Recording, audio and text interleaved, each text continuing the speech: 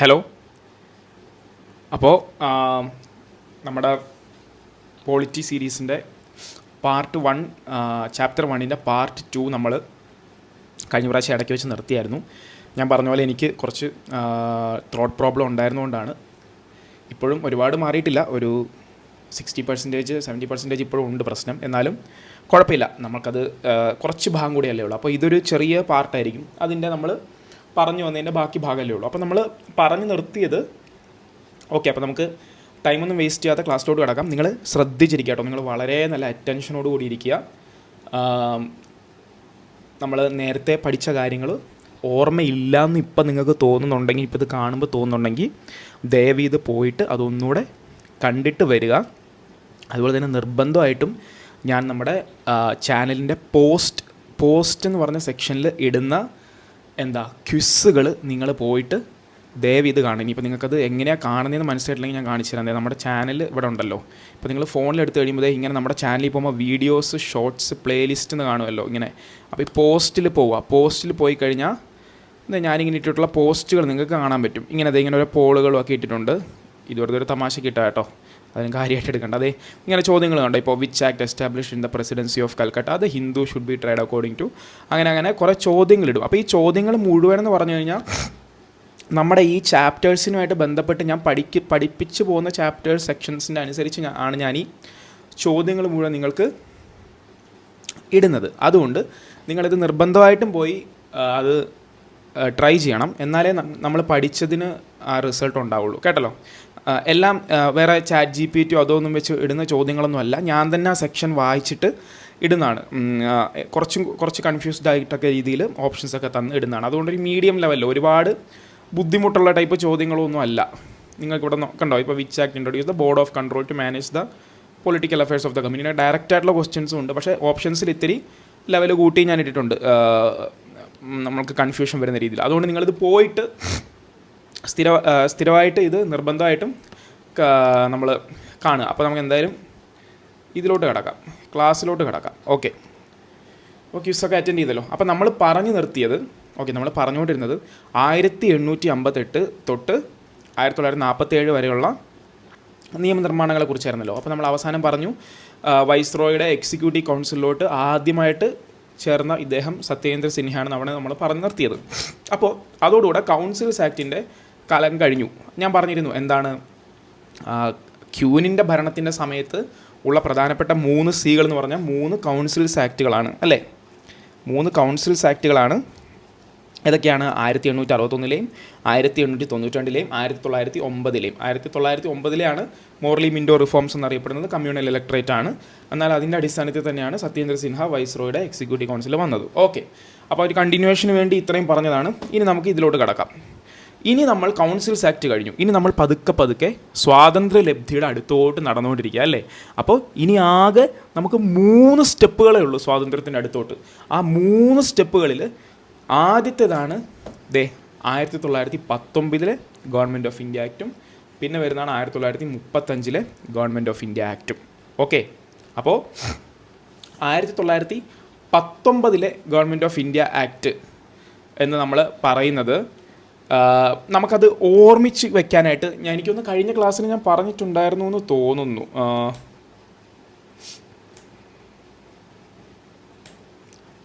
ഒരു മിനിറ്റ്, നമ്മൾ ഈ ഗവൺമെൻറ് ഓഫ് ഇന്ത്യ ആക്ടിനെ കുറിച്ച് ഇത് നമ്മൾ പഠിച്ചതായിരുന്നല്ലേ. അയ്യോ സോറി, എനിക്ക് തോന്നുന്നു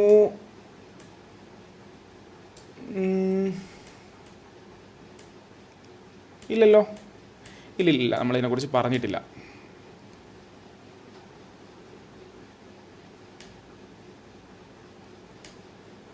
പറഞ്ഞിട്ടുണ്ടായിരുന്നോ? ഈ ട്രാൻസ്ഫേർഡ് റിസർവ്ഡ് പറഞ്ഞു എന്നാണ് എൻ്റെ ഒരു ഓർമ്മ അല്ലേ.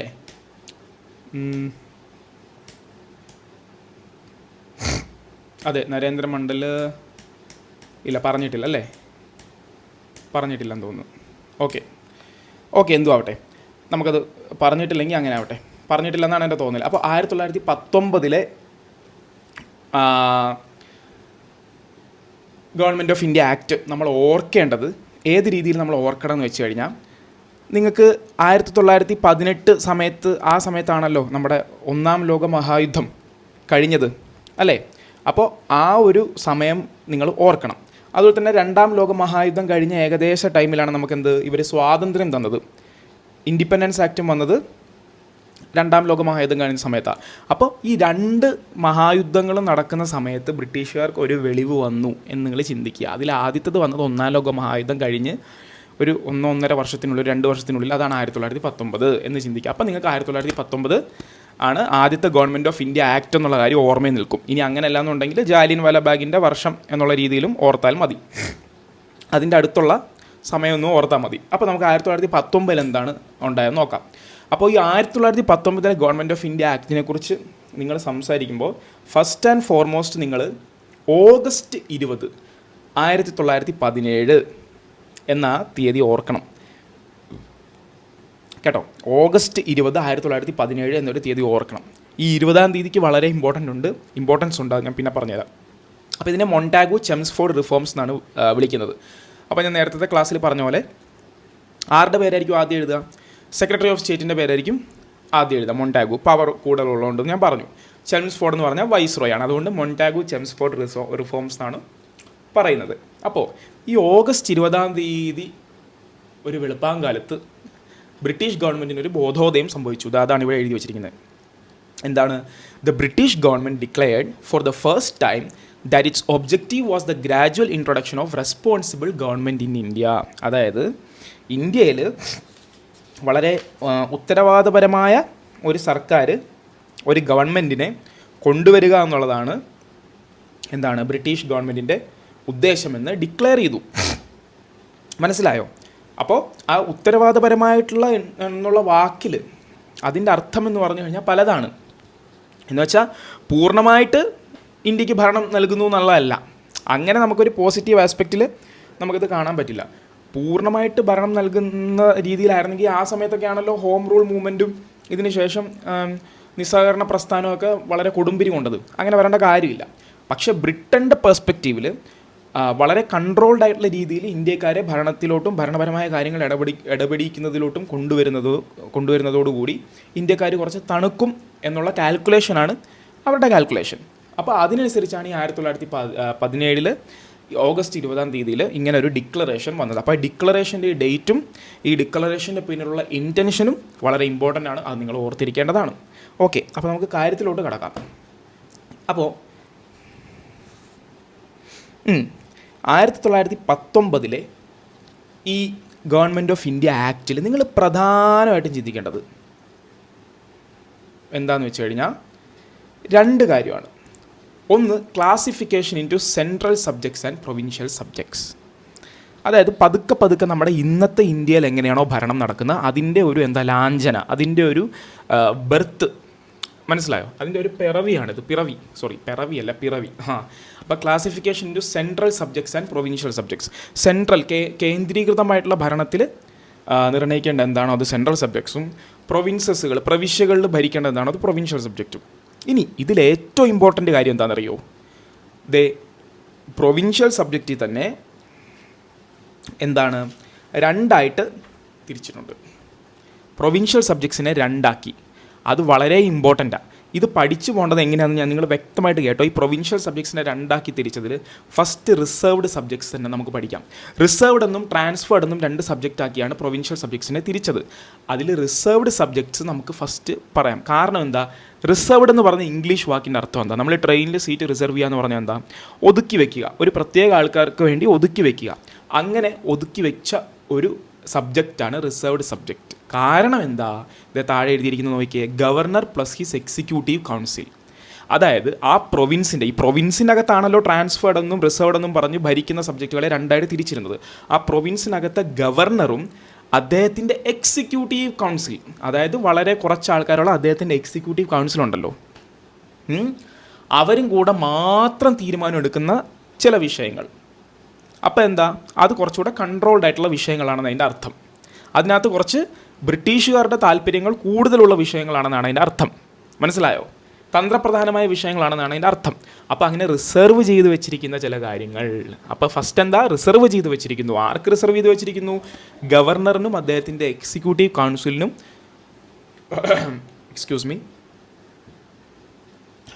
ഗവർണറിനും അദ്ദേഹത്തിൻ്റെ എക്സിക്യൂട്ടീവ് കൗൺസിലിനും റിസർവ് ചെയ്ത് വെച്ചിരിക്കുന്ന ചില കാര്യങ്ങൾ.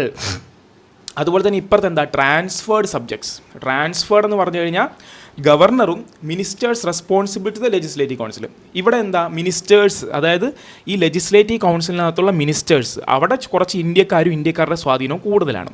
അപ്പോൾ ഇത്തരത്തിലുള്ള വിഷയങ്ങൾ കുഴപ്പമില്ല, ഇന്ത്യക്കാരുടെ സ്വാധീനമുള്ളവരുമായിട്ട് ഗവർണർ ചേർന്ന് തീരുമാനിച്ചോട്ടെ. അപ്പോൾ ഈ ഒരു ക്ലാസിഫിക്കേഷൻ്റെ, ഈ ഒരു വർഗീകരണത്തിൻ്റെ ഒരേ ഒരു താല്പര്യം എന്ന് പറഞ്ഞാൽ എന്താ, ബ്രിട്ടീഷുകാർക്ക് ഇന്ത്യക്കാർക്ക് കൈവിട്ട് കൊടുക്കാൻ താല്പര്യം അധികം ഇല്ലാത്ത ചില വിഷയങ്ങൾ റിസർവ്ഡിലിട്ടു, എന്നാൽ താല്പര്യമുള്ള വിഷയങ്ങൾ ട്രാൻസ്ഫേർഡിലിട്ടു. ഇതിനെയാണ് ഇവർ റെസ്പോൺസിബിൾ ഗവൺമെൻറ് എന്ന് വിളിച്ചുകൊണ്ടിരുന്നത്. അതായത് പൂർണ്ണമായിട്ട് കൊടുക്കുകയല്ല, കുറച്ച് ഈ ഐറ്റമൊക്കെ നിങ്ങൾ നോക്കിക്കോ, ഈ പ്രധാനപ്പെട്ട ഐറ്റങ്ങളൊക്കെ ഞങ്ങൾ നോക്കിക്കോളാം എന്നുള്ളത് മനസ്സിലായോ. അതുകൊണ്ടാണ് ഇവിടെ ഓഗസ്റ്റ് 20, 1917 ഡിക്ലറേഷൻ നടത്തിയത്. എന്താണ് അത്, ബ്രിട്ടൻ്റെ ഒബ്ജക്റ്റീവ് എന്ന് വെച്ച് കഴിഞ്ഞാൽ gradual introduction of responsible government in India എന്ന് ഒരു ഡിക്ലറേഷൻ നടത്തിയതിൻ്റെ കാര്യത മനസ്സിലായോ. അപ്പോൾ പൂർണ്ണമായിട്ട് അധികാരം കൊടുക്കാനുള്ള ആ ഒരു താല്പര്യം ഇല്ലായിരുന്നു എന്നുള്ളതാണ്. ഓക്കെ, അതെന്തെങ്കിലും ആവട്ടെ. അപ്പോൾ എന്തൊക്കെയാണ് ഈ റിസർവ്ഡ് സബ്ജക്ട്സിലുള്ള ഇതിന് മാത്രം ഇവർ ഇങ്ങനെ ഈ അടച്ചു പിടിക്കുന്ന ഈ സബ്ജക്റ്റുകൾ എന്താണെന്ന് നമുക്കറിയണ്ടേ. അത് ഇവിടെ നോക്കിക്കഴിഞ്ഞാൽ ഒരു മിനിറ്റ്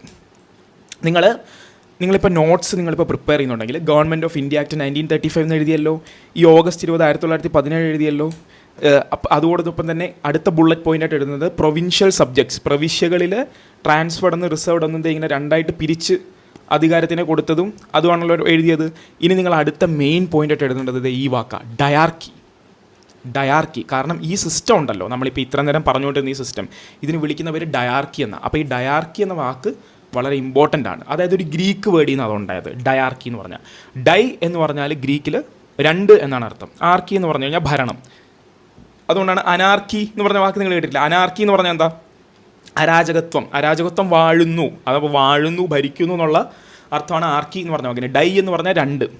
ഇപ്പോൾ ഡൈലമ എന്ന് പറഞ്ഞ വാക്ക് നിങ്ങൾ കേട്ടിട്ടില്ലേ. ഇപ്പോൾ നിങ്ങളിൽ കുറേ പേർക്ക് PSC എഴുതണോ, SSC എഴുതണോ എന്നോ, അല്ലെങ്കിൽ PSC KS എഴുതണോ, UPSC എഴുതണോ എന്നൊക്കെ ഒരു ഡൈലമ ഉണ്ടാവും. ആ ഡൈലമ എന്ന് പറഞ്ഞാൽ എന്താ, 2 തീരുമാനങ്ങൾക്ക് നടുവിലുള്ള ഒരു കൺഫ്യൂഷൻ, അതാണ് ഡൈ എന്ന് പറഞ്ഞ വാക്ക്. അപ്പോൾ ഡൈ 2, എന്താ ഈ 2? പ്രൊവിൻഷ്യൽ സബ്ജക്ട്സിനെ ട്രാൻസ്ഫേർഡ് എന്നും റിസർവ്ഡ് എന്നും ആക്കിയതാണ് ഡൈ, ആർക്കി, ഭരണം. എന്തിനാണ് ആക്കിയതെന്ന് ഞാൻ പറഞ്ഞല്ലോ. റിസർവ്ഡ് എന്ന് പറഞ്ഞാൽ റിസർവ് ചെയ്ത് വെച്ചിരിക്കുക, ആർക്ക് വേണ്ടി? ഗവർണർക്കും അദ്ദേഹത്തിൻ്റെ എക്സിക്യൂട്ടീവ് കൗൺസിലിലെ ആൾക്കാർക്കും വേണ്ടി മാത്രം. ട്രാൻസ്ഫേർഡ് എന്ന് പറഞ്ഞാൽ തിരിച്ച് ലെജിസ്ലേറ്റീവ് കൗൺസിലിലെ ആൾക്കാരോടും അഭിപ്രായം ചോദിക്കണം, കാരണം അത് അത്ര ഇമ്പോർട്ടൻ്റ് അല്ല. അപ്പോൾ ആ ഇമ്പോർട്ടൻ്റ് അല്ലാത്തതും ഇമ്പോർട്ടൻ്റ് ആയതുമായ വിഷയങ്ങൾ എന്തൊക്കെയായിരിക്കും എന്ന് നോക്കിക്കോ. ഇമ്പോർട്ടൻ്റ് ആയത് ആദ്യം നോക്കാം. Reserved, governor plus his executive council എന്താണ്? ജസ്റ്റിസ്. ഒബ്വിയസ്ലി നിയമം അങ്ങനെ വിട്ടുകൊടുക്കാൻ പറ്റുമോ ഇന്ത്യക്കാർക്ക്? ഇല്ല. കാരണം എന്താ, ഞങ്ങൾക്ക് കോടതികളും നിയമങ്ങളും ഉണ്ടാക്കിയിട്ട് റൗളറ്റ് ആക്ട് പോലെയുള്ള കരിനിയമങ്ങൾ ഒരുപാട് പാസ്സാക്കി അത് നടപ്പിലാക്കാനുള്ളതല്ലേ. അപ്പം നിയമം എന്തായാലും റിസർവ്ഡിൽ വരും. പ്രിസൺസ്, അതും റിസർവ്ഡിൽ വരും. ഇന്ത്യക്കാരെ ജയിലിടേണ്ടതാ, ജയിലൊക്കെ ഇന്ത്യക്കാരുടെ കയ്യിൽ കൊടുക്കാൻ പറ്റുമോ? ഇല്ല. പ്രിസൺസ്, ലാൻഡ് റവന്യൂ പറ്റത്തേ ഇല്ല. കാരണം എന്താ, ഇവിടെ ബാറ്റിൽ ഓഫ് പ്ലാസി കഴിഞ്ഞതിന് ശേഷം തൊട്ടുള്ള ഏറ്റവും വലിയ എന്തിനു വേണ്ടിയുള്ള യുദ്ധമാണ്? Deewani, rights, tax പിരിക്കാനുള്ള യുദ്ധമായിരുന്നു. ടാക്സ് പിരിക്കാനുള്ളതാണ് മുഴുവൻ. ലാൻഡിൻ്റെ ചുങ്കം വാങ്ങുക എന്നുള്ളതാണ്. അപ്പോൾ ഈ ലാൻഡിൻ്റെ ചുങ്കം, ലാൻഡിൻ്റെ കരം വാങ്ങുക എന്ന് പറഞ്ഞതിൻ്റെ അർത്ഥം എന്താ? ഇപ്പം നമ്മളൊക്കെ നമ്മുടെ വീട്ടിലെ മുനിസിപ്പാലിറ്റിയിലോ അല്ലെങ്കിൽ വില്ലേജിലോ കരം അടയ്ക്കുന്നുണ്ട്. നമ്മുടെ സ്ഥലമാണ്, പക്ഷെ നമ്മൾ കരം അടച്ചാലേ നമ്മുടെ സ്ഥലമാവുള്ളൂ. അപ്പോൾ ലിറ്ററലി നമ്മുടെ സ്ഥലമാണ്, പേരിൽ മാത്രമാണ്. അതുപോലെ പേരിൽ മാത്രമാണ് ഇന്ത്യക്കാരുടെ സ്ഥലം. കരം മുഴുവൻ അടയ്ക്കുന്ന എങ്ങോട്ടായിരുന്നു? ബ്രിട്ടീഷ് ഖജനാവിലോട്ടായിരുന്നു, അല്ലേ? അപ്പോൾ ലാൻഡ് റവന്യൂവും വളരെ തീപിടിച്ച സബ്ജക്റ്റാണ്, അതും റിസർവ്ഡ് സബ്ജക്റ്റിൽ. ഫൈനാൻസും വളരെ ഇമ്പോർട്ടൻ്റ് ആയ സബ്ജക്റ്റാണ്, അത് കൊടുക്കാൻ പറ്റത്തില്ല. അപ്പോൾ നിങ്ങളിത് സത്യം പറഞ്ഞാൽ ഈ 4 പോയിന്റിനും രണ്ടെണ്ണത്തിനും ഒരേപോലത്തെ സ്വഭാവമാണ്. ജസ്റ്റിസും പ്രിസണും ഒരേപോലത്തെ സ്വഭാവമല്ലേ, അല്ലേ? കോടതിയും ജയിലും. ലാൻഡ് റവന്യൂ, ടാക്സും ഫിനാൻസും ഒരേപോലത്തെ സ്വഭാവമല്ലേ. ഒരെണ്ണം ടാക്സ്, ഒരെണ്ണം ഫിനാൻസും സാമ്പത്തികവും. അപ്പോൾ അങ്ങനെ ഓർത്താൽ മതി. പിന്നെ പ്രധാനമല്ലാത്തത് ഇവിടെയൊക്കെ കൊടുത്തിട്ടുണ്ട്. ജോലി ചെയ്യേണ്ട കാര്യങ്ങൾ, പബ്ലിക് ഹെൽത്ത്, വളരെ ഇമ്പോർട്ടൻ്റ് ആയിട്ടുള്ള കാര്യം. അതെന്താണ്? ഗവർണർക്കും ലെജിസ്ലേറ്റീവ് കൗൺസിലെ മിനിസ്റ്റേഴ്സിനും റെസ്പോൺസിബിൾ ആയിട്ടുള്ളവരോടും ഒരുമിച്ച്. എഡ്യൂക്കേഷൻ, ഭാഗ്യം, വിദ്യാഭ്യാസമെങ്കിലും ഇവിടെ ഉണ്ട്. ലോക്കൽ സെൽഫ് ഗവൺമെൻറ് ഒബ്വിയസ്ലി, കാരണം ഏറ്റവും ലോക്കലായിട്ടുള്ള തരത്തിലുള്ള ഭരണം വികേന്ദ്രീകരണത്തിനെ കുറിച്ച് സംസാരിക്കുമ്പോൾ അത് ഒബ്വിയസ്ലി ഇന്ത്യക്കാരുമായിട്ട് കൂടി ആലോചിച്ച് സംസാരിക്കുമ്പോഴല്ലേ ശരിയാവുള്ളൂ. അപ്പോൾ ലോക്കൽ സെൽഫ് ഗവൺമെൻറ്. പിന്നെന്താ, അഗ്രികൾച്ചർ, കൃഷി ചെയ്യുന്നത് ലോക്കലായിട്ടുള്ള നേറ്റീവ്സ് ആണല്ലോ, അപ്പോൾ അവർക്ക് അതിനകത്തുള്ള ഇമ്പോർട്ടൻസ് ഉണ്ട്. അപ്പോൾ ഈ ക്ലാസിഫിക്കേഷൻ എന്താണെന്ന് നിങ്ങൾ നല്ല വ്യക്തമായിട്ട് മനസ്സിലാക്കി. ഇതാണ് ഗവൺമെൻറ് ഓഫ് ഇന്ത്യ ആക്ടിൽ വളരെ ഇമ്പോർട്ടൻ്റ് ആയിട്ടുള്ള വേറൊരു കാര്യം 1919 ഫസ്റ്റ് എന്ത് ഡയാർക്കി. ഓക്കെ, അതുപോലെ തന്നെ വേറൊരു അടുത്ത വാക്ക് നിങ്ങൾ എഴുതേണ്ടത് ബൈക്യാമറലിസം. അടുത്ത ഇമ്പോർട്ടൻ്റ് വാക്കാണ് ബൈക്യാമറലിസം. എനിക്ക് കുറച്ച് ഈ ശബ്ദത്തിൻ്റെ ഇതായതുകൊണ്ടാണ് ഞാൻ സ്ട്രെസ് ചെയ്ത് പറയാത്തത്. ശരിക്കും ഇത് വളരെ ഇമ്പോർട്ടൻ്റ് ആയിട്ടുള്ള കാര്യമാണ്. മറ്റേ ആദ്യത്തെ 2 ക്ലാസ്സിന് അത്ര ടെമ്പോ ഈ ക്ലാസ്സിന് ഇല്ലെന്ന് എനിക്കറിയാം, അത് ഈ വയ്യാത്തതുകൊണ്ടാണ് കേട്ടോ. പക്ഷേ ബൈക്യാമറലിസം വളരെ ഇമ്പോർട്ടൻ്റ് ആണ്. ഞാൻ നേരത്തെ പറഞ്ഞ പോലെ ആദ്യത്തെ 2 കാര്യം നിങ്ങൾ എഴുതിയല്ലോ, അതിനുശേഷം അടുത്ത നോട്ടിൽ നിങ്ങൾ ബുള്ളറ്റ് പോയിൻ്റായിട്ട് എഴുതേണ്ടത് ബൈക്യാമറലിസമാണ്. ബൈക്യാമറലിസം എന്ന് പറഞ്ഞാൽ ഒന്നുമില്ല. ഇന്ന് നമ്മൾ കേന്ദ്ര സർക്കാരിനെ കാണുന്നത് എങ്ങനെയാണ്? രാജ്യസഭയും ലോക്സഭയും. രാജ്യസഭ അപ്പർ ഹൗസും ലോക്സഭ ലോവർ ഹൗസും. അതുപോലെ അതിൻ്റെ നാന്ദി കുറിച്ചത് ഗവൺമെൻറ് ഓഫ് ഇന്ത്യ ആക്ട് 1919 കണ്ടോ. പതുക്കെ നമ്മുടെ ഇന്നത്തെ സ്വഭാവമുള്ള എന്താണ് രാഷ്ട്രീയ സെറ്റപ്പിൻ്റെ അല്ലെങ്കിൽ ഭരണ സെറ്റപ്പിലോട്ട് ഉള്ള പ്രയാണമാണ് നമ്മൾ കാണുന്നത്. എന്താ ബൈക്യാമറലിസം എന്ന് പറഞ്ഞാൽ upper house council of states, Rajya Sabha അതല്ലേ സ്റ്റേറ്റിൻ്റെ കൗൺസിലല്ലേ, രാജ്യസഭയിലും സ്റ്റേറ്റിൻ്റെ കൗൺസിലാണ്. Lower house legislative assembly, people's house എന്ന് ഇപ്പോൾ വിളിക്കും, പക്ഷേ അന്ന് ലെജിസ്ലേറ്റീവ് അസംബ്ലി. അങ്ങനെ 2 ഹൗസുകളുണ്ട്. എന്തൊക്കെയാണ്? അപ്പർ ഹൗസും ലോവർ ഹൗസും. പിന്നെ ഇത് വളരെ ഇമ്പോർട്ടൻ്റ്. അടുത്ത പോയിൻ്റായിട്ട് എഴുതിക്കോ. For the first time direct elections in the country was introduced. ആദ്യമായിട്ട് എന്താ ഡയറക്റ്റ് ഇലക്ഷൻ ഇൻട്രൊഡ്യൂസ് ചെയ്തു എന്നുള്ളത് വളരെ ഇമ്പോർട്ടൻ്റ് ആയിട്ടുള്ളൊരു കാര്യമാണ്. നേരത്തെ നമ്മൾ ഇന്ത്യൻ കൗൺസിൽസ് ആക്ട് ഓഫ് 1892 പറഞ്ഞു എന്താണ് ഒരു ഫോം ഓഫ് ഇലക്ഷൻ നടന്നു, പക്ഷേ അതിന് ഇലക്ഷൻ എവിടെയും പറഞ്ഞില്ലായിരുന്നു. പക്ഷേ അതെ ശരിക്കും വരുന്ന എവിടെയാണ്? 1919 ഗവൺമെൻറ് ഓഫ് ഇന്ത്യ ആക്ടിൽ. ബൈക്യാമറലിസം എഴുതി കഴിഞ്ഞാൽ എൻ്റെ അടിയിൽ എഴുതിക്കോ. For the first time direct elections in the country was introduced. അത് ബൈക്യാമറലിസവുമായിട്ട് കണക്റ്റഡ് ആകുക. കാരണം എന്താ, ബൈക്യാമറലിസം വന്നപ്പോൾ ഇന്നത്തെ ലോക്സഭ രാജ്യസഭ പോലെ ഒരു അപ്പർ ഹൗസ് ലോവർ ഹൗസ് വന്നു. അപ്പോൾ ഒബ്വിയസ്ലി എലക്ഷൻസ് നടക്കണമല്ലോ. അപ്പോൾ എലക്ഷൻസ് ഇൻട്രൊഡ്യൂസ് ചെയ്തു. Majority of members was chosen by direct election. അത് മാത്രമല്ല, അതിനകത്ത് ഭൂരിപക്ഷം മെമ്പേഴ്സും എലക്ഷൻ കൊണ്ട് തിരഞ്ഞെടുക്കപ്പെട്ടവരാണ്. ഭൂരിപക്ഷം മെമ്പേഴ്സും എലക്ഷൻ കൊണ്ട് തിരഞ്ഞെടുക്കപ്പെട്ടവരാണെന്ന് അതിൻ്റെ സ്വഭാവം എന്തായി? കൂടുതൽ ജനാധിപത്യപരമായില്ലേ. നോമിനേഷനുകളും അതുപോലെ തന്നെ ഡയറക്റ്റ് ആയിട്ടുള്ള അപ്പോയിൻമെൻറ്റുകളും കുറഞ്ഞിട്ട് ഡയറക്റ്റ് ഇലക്ഷനിലൂടെ തിരഞ്ഞെടുക്കപ്പെട്ടവർ ഭൂരിഭാഗമായി. അപ്പോൾ അത് വലിയൊരു സ്ട്രൈഡാണല്ലോ. അപ്പോൾ ഇതും 1919 1919 ഗവൺമെൻറ് ഓഫ് ഇന്ത്യ ആക്ടിൻ്റെ ഇമ്പോർട്ടൻ്റ് ആയിട്ടൊരു ഫീച്ചറാണ് ബൈക്യാമറലിസം. ഡയാർക്കിക്ക് ശേഷം എന്താണ് ബൈക്യാമറലിസവും ഡയറക്റ്റ് ഇലക്ഷൻസും ആണ് 1919 ഇമ്പോർട്ടൻ്റ് ഫീച്ചർ. ഓക്കെ, പിന്നെ വേറൊരു കാര്യം, 3 of the 6 members of Viceroy's Executive Council other than Commander in Chief should be Indian. കണ്ടോ, അവിടെയും കൺട്രോൾഡ് ആയിട്ടുള്ള രീതിയിൽ എന്താണ് 6 മെമ്പേഴ്സ് ഉണ്ട് വൈസ്രോയുടെ എക്സിക്യൂട്ടീവ് കൗൺസിലിൽ. നമ്മൾ ആദ്യമായിട്ട് വൈസ്രോയുടെ എക്സിക്യൂട്ടീവ് കൗൺസിലിൽ മെമ്പർഷിപ്പ് കിട്ടിയ ഇന്ത്യക്കാരനാരാണ്? നേരത്തെ നമ്മൾ പറഞ്ഞല്ലോ, സത്യേന്ദ്ര സിൻഹ അല്ലേ, ഇന്ത്യൻ കൗൺസിൽസ് ആക്ട് 1909 അനുസരിച്ച്. ഇപ്പം എന്താ, 6 മെമ്പർമാരുള്ള വൈസ്രോയുടെ എക്സിക്യൂട്ടീവ് കൗൺസിലിൽ വെറുതെ ഇന്ത്യക്കാരെ നോമിനേറ്റ് ചെയ്യുന്നത് മാത്രമല്ല, അതിൽ 50% അല്ലേ, അതായത് പകുതിയോളം ആൾക്കാർ ഇന്ത്യക്കാരായിരിക്കണം. പക്ഷേ അപ്പോഴും other than commander in chief, കണ്ടോ, അപ്പോഴും പിടിവള്ളി വിടുന്നില്ല. കമാൻഡർ ഇൻ ചീഫ് എന്ന് പറഞ്ഞാൽ എന്താ, പട്ടാളത്തിൻ്റെ ഭരണാധികാരിയാണ്, പട്ടാളത്തിൻ്റെ സർവാധികാരിയാണ്. അത് ഇന്ത്യക്കാർക്ക് കൊടുക്കാൻ പറ്റില്ല. കാരണം സർവാധികാരമൊന്നും ഇല്ലാതെ തന്നെ പട്ടാളത്തിൽ ശിപായികളുടെ ഇടയ്ക്ക് സംഭവിച്ചത് എന്താണ് 1857 നമ്മൾ കണ്ടു. അതുകൊണ്ടാണല്ലോ ഇതൊക്കെ നടന്നത്. അപ്പോൾ ഗവൺമെൻറ് ഓഫ് ഇന്ത്യ ആക്ട് 1919 അനുസരിച്ച് എന്താണ്, വൈസ്രോയുടെ എക്സിക്യൂട്ടീവ് കൗൺസിലിൽ 6 പേരിൽ 3 പേര് ഇന്ത്യക്കാരായിരിക്കണം, എക്സെപ്റ്റ് കമാൻഡർ ഇൻ ചീഫ്. അപ്പോൾ ഗ്രാജുവലായിട്ടുള്ള ആ ഒരു മാറ്റം നിങ്ങൾ കണ്ടോ. 1909 എന്താ സംഭവിച്ചത്? വൈസ്രോയുടെ ഡിസ്ക്രിപ്ഷൻ അനുസരിച്ച് പുള്ളിക്ക് ഇഷ്ടമുണ്ടെങ്കിൽ ആൾക്കാരെ കയറ്റാം. അപ്പോൾ 1909 സത്യേന്ദ്ര സിൻഹയെ അഡ്മിറ്റ് ചെയ്തു. പക്ഷേ എന്താ 1919 പിന്നെ ഇങ്ങോട്ട് 10 വർഷം കഴിഞ്ഞപ്പോൾ എന്താ സംഭവിച്ചത്? 10 വർഷം കഴിഞ്ഞപ്പോൾ സംഭവിച്ചെന്താ, 3 പേര് ഇന്ത്യക്കാരെ നിയമിക്കാനായിട്ട് തീരുമാനമായി. അടുത്തത് എന്താ, communal electorate extended to 6 Christians, Anglo Indians and Europeans. കണ്ടോ, ബ്രിട്ടീഷുകാർ ഡിവൈഡ് ആൻഡ് റൂൾ എന്ന് പറഞ്ഞ സ്വഭാവം വിടുന്നില്ല. അപ്പോൾ മുസ്ലിംസിന് മാത്രം പ്രത്യേകമായിട്ടുണ്ടായിരുന്ന ഇലക്ട്രേറ്റ് സിഖുകൾക്കും ക്രിസ്ത്യാനികൾക്കും ആംഗ്ലോ ഇന്ത്യൻ, ഈ ക്രിസ്ത്യൻസ് ഉദ്ദേശിക്കുന്ന ഇന്ത്യൻ ക്രിസ്ത്യൻസ് ആണ് കേട്ടോ, ഇന്ത്യൻ ക്രിസ്ത്യൻസ് ആണ്. ക്രിസ്ത്യൻസിനും ആംഗ്ലോ ഇന്ത്യൻസിനും യൂറോപ്യൻസിനും കൂടി കൊടുത്തു. കണ്ടോ, കമ്മ്യൂണൽ ഇലക്ട്രേറ്റ്. അപ്പോൾ മൊത്തത്തിൽ എപ്പോഴും ഒരു പിരിച്ചു നിർത്തണം ഇവരെ, അല്ലെങ്കിൽ ശരിയാവത്തില്ല എന്നുള്ളൊരു കാര്യം ബ്രിട്ടൻ്റെ ഒരു സൈക്കോളജിയിൽ എപ്പോഴും വർക്ക് ചെയ്യുന്നുണ്ടായിരുന്നു എന്നുള്ളതാണ് ഈ മാറ്റമില്ലായ്മയിൽ നിന്നുള്ള ദൃഷ്ടാന്തം. ഓക്കെ, ഇനി ആദ്യമായിട്ട് ഡയറക്റ്റ് ഇലക്ഷൻസ് നടന്നു നിങ്ങളിപ്പോൾ നോട്ടിൽ എഴുതിയല്ലോ, അതിൻ്റെ നേച്ചറിനെ കുറിച്ച് പറഞ്ഞാലും limited franchise on the basis of property tax or other qualifications. ഇന്ന് കാണുന്ന പോലെ എല്ലാവർക്കും വോട്ടവകാശം കിട്ടിയിരുന്നില്ല. ലിമിറ്റഡ് ഫ്രാഞ്ചൈസ് ആണ് കണ്ടോ, ലിമിറ്റഡ് ഫ്രാഞ്ചൈസ്. അപ്പോഴും പതുക്കെയാണ് കൊടുക്കുന്നത്. അത് എന്തിൻ്റെ അടിസ്ഥാനത്തിലാണ്? Property tax or other qualifications. ഒന്നില്ലെങ്കിൽ പ്രോപ്പർട്ടി, ഒരു വലിയ തരത്തിലുള്ള സ്വത്തുക്കൾ ഉണ്ടായിരിക്കുന്ന ഒരു കൂട്ടം ആൾക്കാരായിരിക്കണം. ഇപ്പോൾ നോർത്ത് ഇന്ത്യയിലാണെങ്കിൽ ജമീന്ദാർസ് എന്ന് പറയില്ലേ, ഒരുപാട് സ്ഥലങ്ങളുള്ള ജമീന്ദാർസ്, അല്ലെങ്കിൽ ഇവിടെ ജന്മികൾ എന്ന് നമ്മൾ മലയാളത്തിൽ പറയും, ഫ്യൂഡൽ ലോഡ്സ് എന്നൊക്കെ പറയും. അവർക്ക്, അല്ലെങ്കിൽ ഒരുപാട് ടാക്സ് അടയ്ക്കുന്നവർക്ക്, അല്ലെങ്കിൽ അതർ ക്വാളിഫിക്കേഷൻസ് ഉള്ളവർക്ക്. ഇതിനെ രണ്ട് പെർസ്പെക്റ്റീവിൽ കാണാം. ഒന്നെന്ന് വെച്ച് കഴിഞ്ഞാൽ വോട്ട് ചെയ്യാനുള്ള രാഷ്ട്രീയ വിദ്യാഭ്യാസ മഹാഭൂരിപക്ഷം ഇന്ത്യക്കാർക്ക് ആയിട്ടില്ല എന്നുള്ള ബ്രിട്ടൻ്റെ കണ്ണിലും, ഇപ്പുറത്തൂടെ എന്താ ഒരു കൺട്രോൾഡ് ആയിട്ടുള്ള ഡെമോക്രസി, അവർക്ക് താല്പര്യമുള്ള ആൾക്കാരെ വെച്ചുകൊണ്ടുള്ള ഡെമോക്രസി എന്നുള്ള രീതിയിലും സംസാരിക്കാം. അതൊരു രാഷ്ട്രീയ ഡിബേറ്റിനുള്ള കാര്യമാണ്. അതിലോട്ട് നമുക്ക് പോകേണ്ട. ഫാക്റ്റ് ഇതാണ്, ഗവൺമെൻറ് ഓഫ് ഇന്ത്യ ആക്ട് 1919 അനുസരിച്ചാണ് ആദ്യത്തെ ഡയറക്റ്റ് ഇലക്ഷൻ നടന്നത്. എന്തുകൊണ്ട്? ബൈക്യാമറലിസം ഉള്ളതുകൊണ്ട്. ബൈക്യാമറലിസം എന്ന് പറഞ്ഞാൽ എന്താ? അപ്പർ ഹൗസും ലോവർ ഹൗസും ഉള്ളതുകൊണ്ട്. അതുകൊണ്ട് ഇലക്ഷൻ നടക്കണം. ആ ഇലക്ഷൻ്റെ നേച്ചറിൻ്റെ പ്രത്യേകത എന്ന് വെച്ച് കഴിഞ്ഞാൽ ലിമിറ്റഡ് ഫ്രാഞ്ചൈസ് ആയിരുന്നു, on the basis of property tax or other qualifications. അപ്പോൾ അത് നിങ്ങൾ ഓർത്തിരിക്കുക. ഓക്കെ, അടുത്ത എന്നാ? പിന്നെ രണ്ട് പ്രത്യേക കാര്യങ്ങളുണ്ട്. ഒന്നെന്ന് പറഞ്ഞാൽ office of the high commissioner for India in London. അത് ഇമ്പോർട്ടൻ്റ് ആയിട്ടുള്ളൊരു കാര്യമാണ്. കാരണം office of the high commissioner for India in London എന്ന് പറഞ്ഞാൽ വിദേശകാര്യ മന്ത്രാലയം പോലെ ഇന്ത്യക്ക് ആദ്യമായിട്ടൊരു റെപ്രസെൻറ്റേഷൻ ലണ്ടനിൽ, ഇന്ത്യക്ക് വേണ്ടി ഒരു വിദേശകാര്യ മന്ത്രാലയം പോലെ പ്രവർത്തിക്കുന്ന ഒരു ഓഫീസ് ലണ്ടനിൽ വന്നത് എന്താണ്? 1919 ഗവൺമെൻറ് ഓഫ് ഇന്ത്യ ആക്ട് അനുസരിച്ചാണ്. അപ്പോൾ അതിൻ്റെ ഒരു പാരമ്പര്യം തുടങ്ങുന്ന അവിടെ നിന്നാണെന്ന് പറയാം. അതുപോലെ തന്നെ establishment of public service commission in 1926. ഇപ്പോൾ നിങ്ങൾ പത്രമൊക്കെ സ്ഥിരമായിട്ട് വായിക്കുന്നവരാണെങ്കിൽ മനസ്സിലാവും, ഏതാണ്ട് ഒരു മാസം മുമ്പാണ് UPSC, നമ്മുടെ യൂണിയൻ പബ്ലിക് സർവീസ് കമ്മീഷൻ 100 വർഷം തികഞ്ഞത്. ഈ 25-26 ഈ വർഷത്തിൻ്റെ ഇടയ്ക്ക് ആഘോഷിക്കാനായിട്ട് തീരുമാനമെടുത്തതും അതിനെക്കുറിച്ചുള്ള എഡിറ്റോറിയലൊക്കെ വന്നിരുന്നല്ലോ ഹിന്ദുവിലൊക്കെ. അപ്പോൾ അങ്ങനെ ചിന്തിച്ചാൽ മതി. അത് കറണ്ട് അഫയേഴ്സുമായിട്ട് കൂട്ടി ചിന്തിക്കൂ.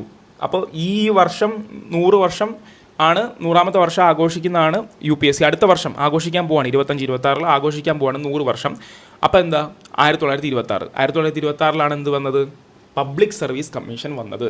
അത് 1926 വരാൻ കാരണം ഈ ആക്ടിൻ്റെ അടിസ്ഥാനത്തിലാണ്, ഗവൺമെൻറ് ഓഫ് ഇന്ത്യ ആക്ടിൽ. അങ്ങനെ നിങ്ങൾ പഠിച്ചാൽ മതി. ഓക്കെ, അപ്പോൾ ഈ രണ്ട് കാര്യം ഓർക്കുക. Office of the high commissioner for India in ലണ്ടനും establishment of public service commission in 1926. Okay, അതുപോലെ തന്നെ വേറെ ഇമ്പോർട്ടൻ്റ് ആയിട്ടുള്ള വേറൊരു കാര്യമാണ് നരേന്ദ്രമണ്ഡൽ 1921 എന്ന് വെച്ചാൽ ചേംബർ ഓഫ് പ്രിൻസസ്. ഈ മണ്ഡൽ എന്ന് പറഞ്ഞാൽ അറിയില്ല, മണ്ഡൽ എന്ന് പറഞ്ഞാൽ കുറച്ച് ആൾക്കാർ കൂടുന്ന ഒരു മണ്ഡലം, ഒരു കൗൺസിൽ എന്നൊക്കെ പറയും നമുക്ക് ഇംഗ്ലീഷിൽ പറഞ്ഞാൽ. അപ്പോൾ ചേംബർ ഓഫ് പ്രിൻസസ് ഒന്നുമില്ല, രാജാക്കന്മാരുടെ രാജകുമാരന്മാരുടെയും ഒരു കൂട്ടായ്മ. It consisted of princess of 108 States and 12 representatives of other States. 108 നാട്ടുരാജ്യങ്ങളുടെ രാജാക്കന്മാരും 12 റെപ്രസെൻറ്റേറ്റീവ്സ് ഓഫ് അതർ സ്റ്റേറ്റും. ഇവരെയൊക്കെ വിളിച്ചു കൂട്ടുന്ന ഒരു കൗൺസിലാണ് 1921 ചെയ്തത്. അപ്പോൾ ഇത് ഒബ്വിയസ്ലി ബ്രിട്ടൻ എല്ലാവരെയും സമന്വയിപ്പിച്ച് കൊണ്ടുവന്ന് അവരുടെ കൺട്രോളിൽ നിർത്താനുള്ളൊരു സ്കീമായിട്ടാണ് ഇതെല്ലാം കൊണ്ടുവരുന്നത്. അപ്പോൾ ഈ 3 കാര്യങ്ങൾ ഓർത്തോളുക. 1919 ഗവൺമെൻറ് ഓഫ് ഇന്ത്യ ആക്ടിൻ്റെ കൂടെ office of the high commissioner for India in London establish ചെയ്തു. Office of the establishment of public service commission 1926 വന്നു. അതുപോലെ തന്നെ നരേന്ദ്രമണ്ഡൽ 1921 ചേംബർ ഓഫ് പ്രിൻസസ് അതും വന്നു എന്നുള്ള കാര്യം ഓർക്കുക. ഓക്കെ, അപ്പോൾ 1919 ഗവൺമെൻറ് ഓഫ് ഇന്ത്യ ആക്ട് വന്നു അല്ലേ? അപ്പോൾ ഞാൻ ആദ്യത്തെ ലെക്ചറിൽ പറഞ്ഞിട്ടുണ്ടായിരുന്നു, ബ്രിട്ടീഷുകാരെ സംബന്ധിച്ച് ഏതൊരു നിയമവും കൊണ്ടുവന്നതിന് ശേഷം അത് കുറച്ച് നാൾ ഓടിക്കുക, അതിൽ ഒരു റിവ്യൂ, ഒരു ഫീഡ്ബാക്ക് ചെയ്യുക, അതിൽ ഇമ്പ്രൂവ്മെൻറ്റ് കൊണ്ടുവരാനായിട്ടൊരു കമ്മീഷനെ നിർണ്ണയിക്കുക എന്നുള്ളത് അവരുടെ ഭരണപരമായ രീതിയാണ്, അവരുടെ മെക്കാനിസമാണ്. അതുപോലെ 1919 ആക്ട് അനുസരിച്ച് 10 വർഷത്തിന് ശേഷം, അതായത് 1929 ഒരു കമ്മീഷൻ വരണം ഇതിനെക്കുറിച്ച് പഠിക്കാൻ. എങ്ങനെയാണ് ഇപ്പോൾ ഇതിൻ്റെ എഫക്റ്റ്, ഇതിൻ്റെ ഭരണം, ഈ കോൺസ്റ്റിറ്റ്യൂഷൻ വെച്ചുള്ള ഭരണം ഇന്ത്യയിൽ എങ്ങനെയുണ്ട് എന്ന് പഠിക്കാനൊരു കമ്മീഷൻ വരണം എന്ന് തീരുമാനിച്ചിട്ടുണ്ടായിരുന്നു. എന്നാൽ ഒരു 2 വർഷം മുമ്പേ ആ കമ്മീഷൻ വന്നു. 1927 ആ കമ്മീഷൻ്റെ പേരാണ് എന്ത്? Simon commission. നിങ്ങൾ കേട്ടിട്ടുണ്ടാവും Simon commission go back, Simon commission go back എന്നൊക്കെ പറഞ്ഞ് ഇവിടെ ഒരുപാട് സ്വാതന്ത്ര്യ സമര സേനാനികൾ അതിനെതിരെ ഒരു പ്രകടനമായിട്ടൊക്കെ പോയി, ഒരു കറുത്ത ബാനറൊക്കെ പൊക്കിയിട്ട് അല്ലേ, ആ ഇമേജ് നിങ്ങൾക്ക് ഓർമ്മയുണ്ടാവും. അതെന്തുകൊണ്ടാണ് അതിനെതിരെ പ്രതിഷേധിച്ചത്? ഇവിടെ പോയിന്റ് എഴുതിയിട്ടുണ്ട്. ഈ മൂന്നാമത്തെ പോയിന്റ് ആയിട്ട് severely opposed by all Indian leaders because all the members were British. എല്ലാ മെമ്പേഴ്സും ബ്രിട്ടീഷ് ആയിരുന്നു. അപ്പോൾ പിന്നെ അവർ ഒപ്പോസ് ചെയ്യും. അതുകൊണ്ടാണ് സൈമൺ കമ്മീഷൻ ഗോ ബാക്ക് വന്നത്. അപ്പോൾ മൂന്നാമത്തെ പോയിന്റ് ഓർക്കാൻ എളുപ്പമായില്ലേ? പിന്നെ ഒന്നാമത്തെ പോയിന്റ് ഓർക്കാൻ എളുപ്പമല്ലേ, കാരണം സൈമൺ സാർ ജോൺ സൈമൺ തന്നെയാണ്. പിന്നെ രണ്ടാമത്തെ point 7 member statutory commission to report on the condition of India under the new constitution. 1927 വന്ന 7 മെമ്പറുള്ള സൈമൺ കമ്മീഷൻ. അപ്പോൾ അങ്ങനെ ഓർത്താൽ മതി. പിന്നെന്താ, the commission submitted the report in 1930. 3 വർഷം എടുത്തിട്ട് 1930 റിപ്പോർട്ട് കൊടുത്തു. അപ്പോൾ പിന്നെ അതിനുശേഷം ഉണ്ടായ കാര്യങ്ങൾ കുറച്ച് നിങ്ങൾക്ക് ചരിത്രം പഠിച്ച ആൾക്കാർക്ക് അറിയാമല്ലോ. എന്താ, 1930 കൊടുത്ത റിപ്പോർട്ട് അനുസരിച്ച് എന്താണ്, അത് ചർച്ച ചെയ്യാൻ വേണ്ടി 1930 കൊടുത്ത റിപ്പോർട്ട് അനുസരിച്ച് അത് ചർച്ച ചെയ്യാൻ വേണ്ടി 3 വട്ടമേശ സമ്മേളനങ്ങൾ നടന്നല്ലോ.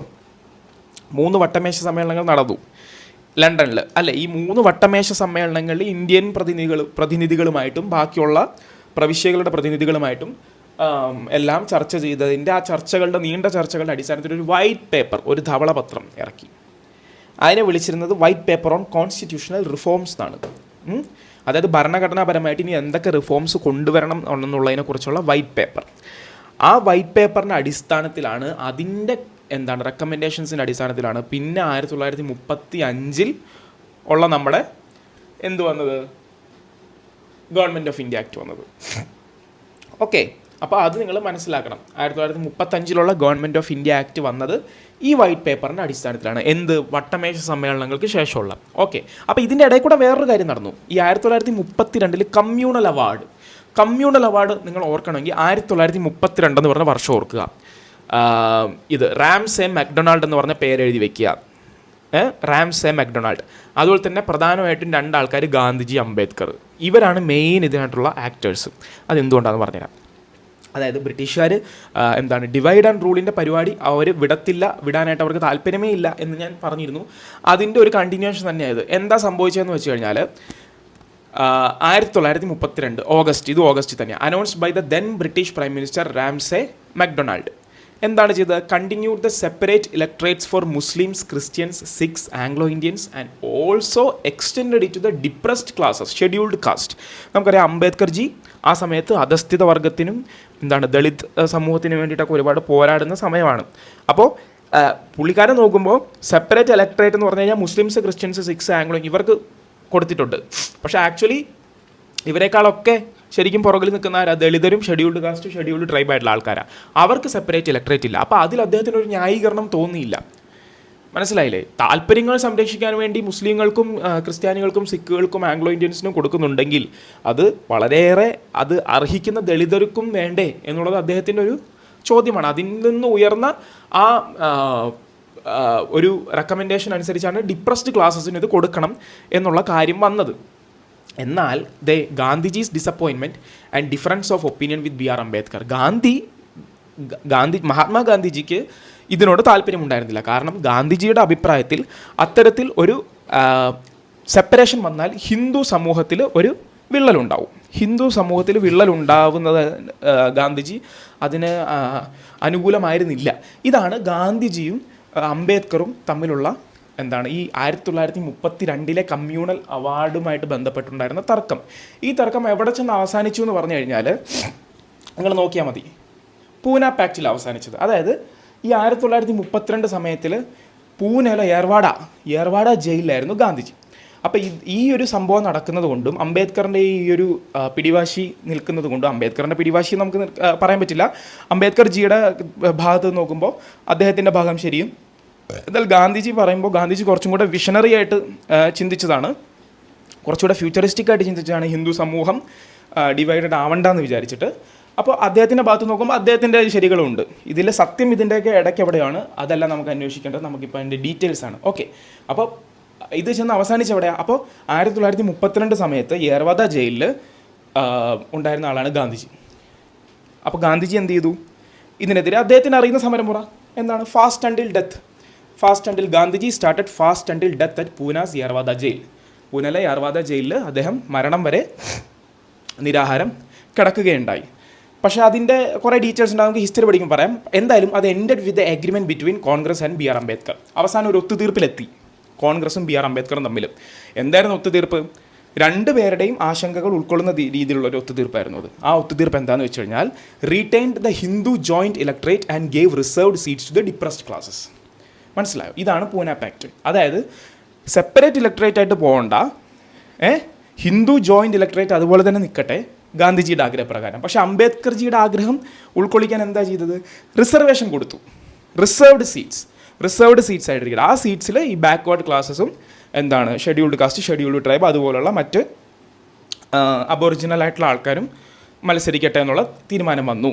അപ്പോൾ തത്വത്തിൽ എന്താ, ഇന്ന് നമ്മൾ കാണുന്ന ഷെഡ്യൂൾഡ് കാസ്റ്റ്, ഷെഡ്യൂൾഡ് ട്രൈബ് അതുപോലെ തന്നെ മറ്റ് വിഭാഗങ്ങൾക്കുള്ള റിസർവേഷൻ്റെ ഒരു തുടക്കം ഈ പൂന പാക്റ്റിൽ നിന്നാണ്. നിങ്ങൾക്ക് വേണമെങ്കിൽ ഒരു നോട്ട് ഉണ്ടാക്കാം. അത് നമുക്ക് അങ്ങനെയും ചിന്തിക്കാം അല്ലേ? പൂന പാക്റ്റിൽ നിന്നാണ് ആ ഒരു ഉത്ഭവം ഉണ്ടാകുന്നത്. എന്തിൻ്റെ ഫലമായിട്ട്? ഗാന്ധിജിയും അംബേദ്കർജിയും തമ്മിലുള്ള തർക്കത്തിൻ്റെ ഫലമായിട്ട് അല്ലേ? അപ്പോൾ അതാണ് പൂന പാക്ട്. അത് നിങ്ങൾ ഓർത്ത് വയ്ക്കുക. ഓക്കെ, അപ്പോൾ എന്താ ഇങ്ങനെ 1919 ഗവൺമെൻറ് ഓഫ് ആക്ട് വന്നു. നമ്മുടെ UPSC, നരേന്ദ്രമണ്ഡൽ, നമ്മുടെ ഫോറിൻ ഓഫീസ്, പിന്നെന്താ പൂന പാക്ട്, വട്ടമേശ സമ്മേളനങ്ങൾ, പൂന പാക്ട്, ഇതെല്ലാം ഇതിൻ്റെ എല്ലാം റിഫോർമേഷൻസും ഇത് കൊണ്ടുവരേണ്ട ഭരണപരിഷ്കരണങ്ങളും ഉൾക്കൊണ്ടുകൊണ്ട് എന്താ ഗവൺമെൻറ് ഓഫ് ഇന്ത്യ ആക്ട് 1935 വരികയുണ്ടായി. ഈ ഗവൺമെൻറ് ഓഫ് ഇന്ത്യ ആക്ട് 1935 നമ്മൾ പോളിറ്റിയെക്കുറിച്ച് പഠിക്കുമ്പോൾ വളരെയധികം ഇമ്പോർട്ടൻ്റാണ്. കാരണം ലെക്ചറിൻ്റെ ഏറ്റവും തുടക്കത്തിൽ, അതായത് ചാപ്റ്റർ 1 പാർട്ട് 1 സമയത്ത് ഞാൻ പറഞ്ഞു, നമ്മൾ ഭരണഘടന രൂപീകരിച്ചപ്പോൾ ഒരുപാട് രാജ്യങ്ങളിൽ നിന്നും ഒരുപാട് ഐഡിയാസിൽ നിന്നും നമ്മൾ അതിൻ്റെ ഇൻഫ്ലുവൻസ് എടുത്തിട്ടുണ്ട്. അതിൻ്റെ മദർ ഓഫ് ഓൾ ഇൻഫ്ലുവൻസ് എന്ന് വെച്ചാൽ ഗവൺമെൻറ് ഓഫ് ഇന്ത്യ ആക്ട് 1935 കാരണം ഗവൺമെൻറ് ഓഫ് ഇന്ത്യ ആക്ട് 1935 ഉണ്ടാകുന്ന പല കാര്യങ്ങളനുസരിച്ചാണ് ഭരണഘടനയുടെ പല പ്രിൻസിപ്പിൾസും ഇന്നും നിലനിൽക്കുന്നത്. ഓക്കെ, അപ്പോൾ അതുകൊണ്ടാണ് അതിനെ second mile stone towards A completely responsible government in India. ഏതാ തീയതി നിങ്ങൾ നോട്ടിൽ എഴുതിയിട്ടുണ്ടല്ലോ? ഓഗസ്റ്റ് 20, 1927 അല്ലേ? ഒരു മിനിറ്റ്, 1927 1917 സോറി പറഞ്ഞപ്പോൾ തെറ്റിപ്പോയതാ. 27 സൈമൺ കമ്മീഷൻ അല്ലേ? അപ്പോൾ 1917 ഓഗസ്റ്റ് 20 അദ്ദേഹം പറഞ്ഞ, എനിക്കൊന്ന് ക്ലെമൻ്റ് അറ്റ്ലിയാന്ന് തോന്നുന്നു. അയ്യോ, ക്ലെമൻ്റ് അറ്റ്ലി അല്ല കേട്ടോ, ക്ലെമൻ്റ് അറ്റ്ലി അല്ല, പിന്നല്ലേ വരുന്നത്.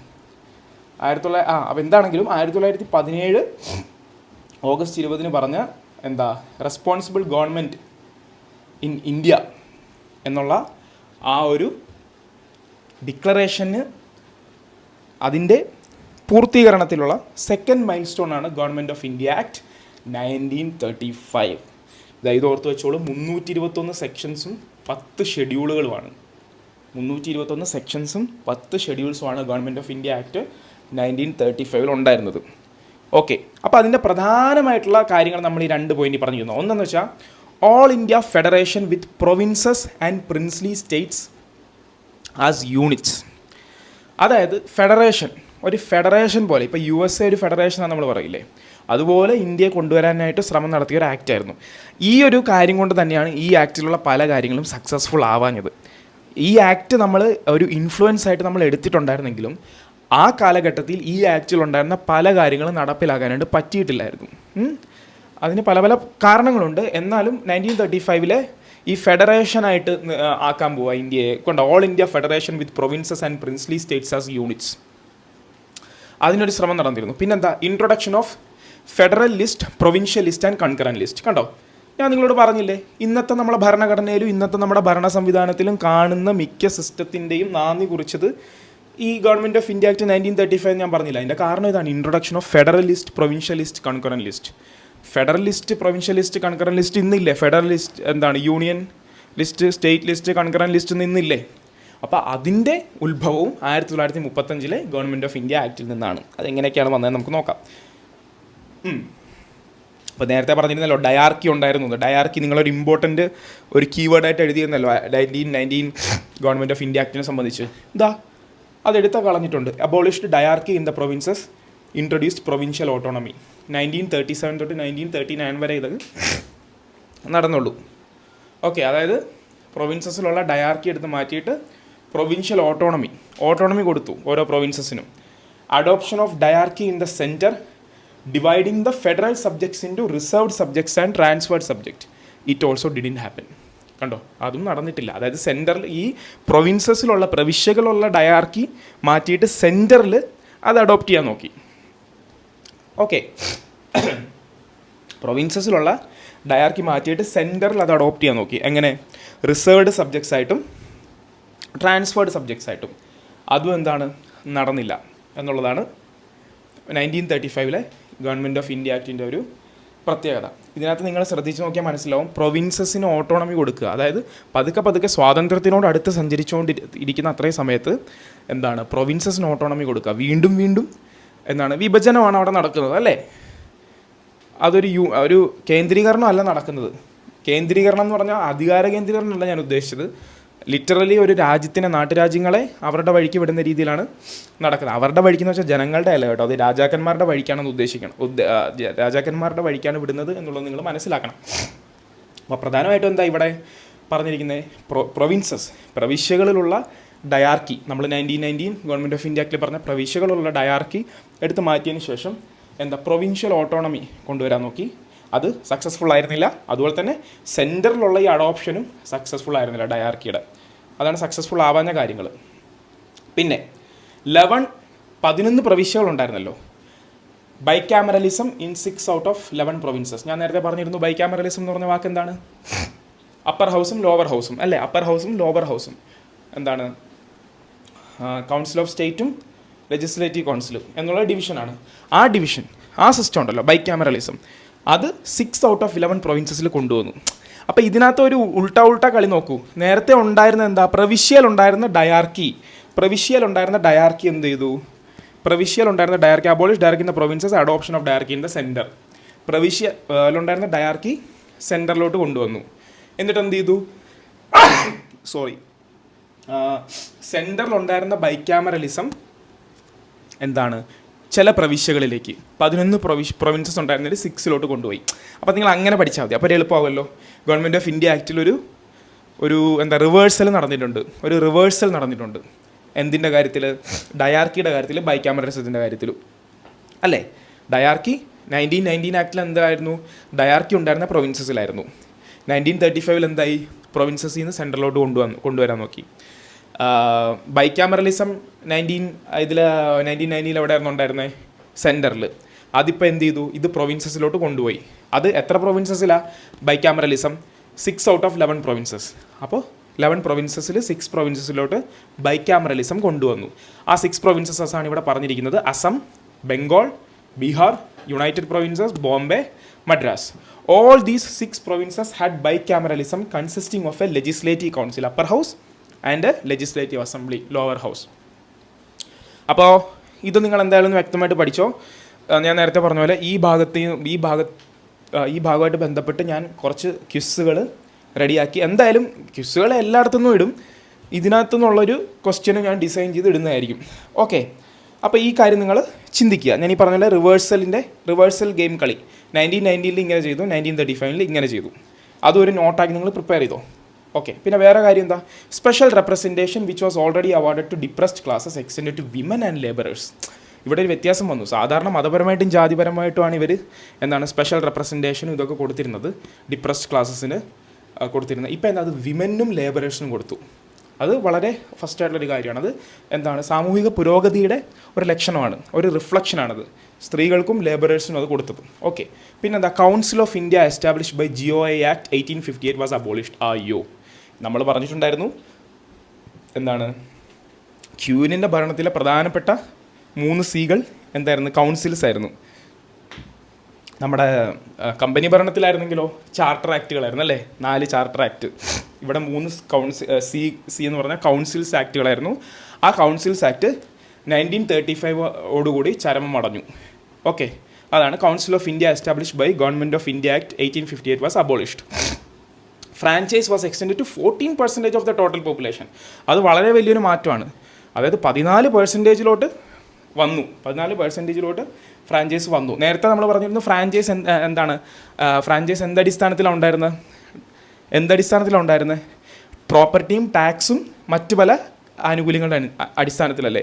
ഇപ്പോൾ 14% ജനങ്ങൾ വോട്ട് ചെയ്യുന്ന ആൾക്കാരുടെ എണ്ണത്തിലോട്ട് വന്നു, വോട്ട് ചെയ്യാൻ യോഗ്യതയുള്ള ആൾക്കാരുടെ എണ്ണത്തിലോട്ട് വന്നു എന്നുള്ളതും 1935 ഗവൺമെൻറ് ഓഫ് ഇന്ത്യ ആക്ടിൻ്റെ ഇമ്പോർട്ടൻ്റ് ആയിട്ടുള്ളൊരു ഫീച്ചറാണ്.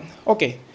പിന്നെ വേറെ ഇമ്പോർട്ടൻ്റ് കാര്യം, റിസർവ് ബാങ്ക് ഈ 1935 എന്ന് പറഞ്ഞ ഇയർ 1935 എന്ന് പറഞ്ഞ ഇയർ നിങ്ങൾ ആക്ട് നിങ്ങൾ റിസർവ് ബാങ്കിൻ്റെ എസ്റ്റാബ്ലിഷ്മെൻറ്റുമായിട്ട് കൂടി ബന്ധപ്പെടുത്തി നിങ്ങൾ പഠിക്കണം. നമ്മൾ നേരത്തെ UPSCയുടെ കാര്യം 1926 UPSC ഉണ്ടാക്കിയത് ഏതിൻ്റെ കാര്യത്തിൽ പറഞ്ഞ പോലെ 1919 ഗവൺമെൻറ് ഓഫ് ഇന്ത്യ ആക്ടിൽ പറഞ്ഞ പോലെ 1935 April 1 എന്താണ് റിസർവ് ബാങ്ക് എസ്റ്റാബ്ലിഷ് ചെയ്തത്.